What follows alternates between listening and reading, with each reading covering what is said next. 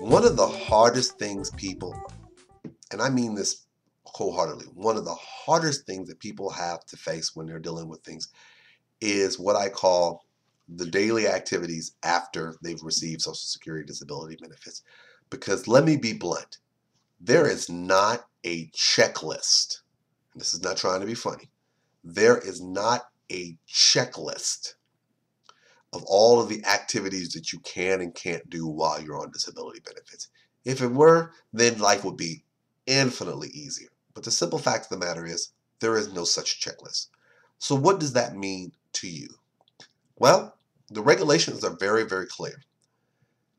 You don't have to sit in a vegetative state in order to get disability benefits. So it could be reasonable to assume that just because you're getting Social Security disability benefits doesn't mean that you can't live. It doesn't mean you can't do certain things. What I tell people is daily activities are just an indicator that Social Security will utilize to make a determination of the severity of your condition. So let's kind of think about this a second. Because somebody asked the question, they said, I got a bad back. Can I ride my motorcycle? And my first thought is, well, can you ride your motorcycle?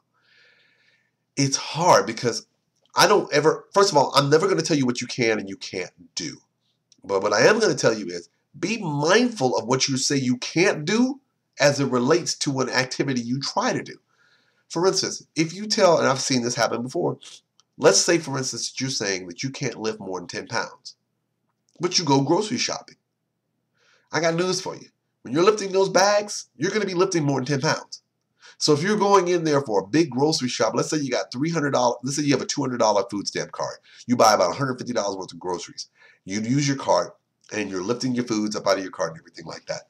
A lot of bending, a lot of lifting. You're going to probably lift something over 10 pounds. I don't want to be the bearer of bad news, but it's going to happen. So now going to the question about a motorcycle. I can't answer your question because I don't know anything about you physically in terms of knowing. You say you got a bad back. Even with a bad back, I always tell people that your limitations are really dependent upon you. Because there's a lot of people with bad backs who can still do certain things. Just like if somebody says they have hypertension, just because you have hypertension doesn't mean you can't do anything.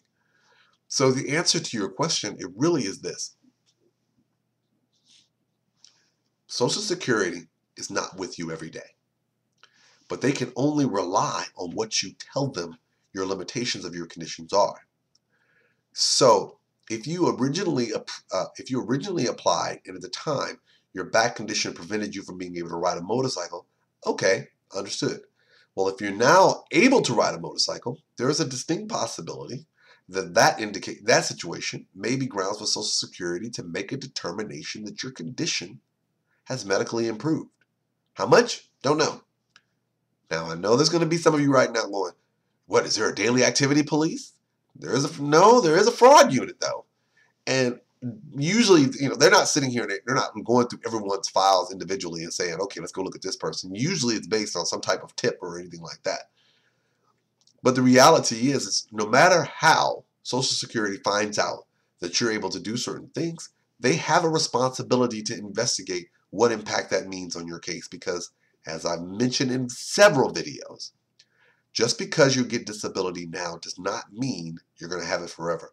Social Security does not treat disability benefits disability as a situation that you will have for the rest of your life.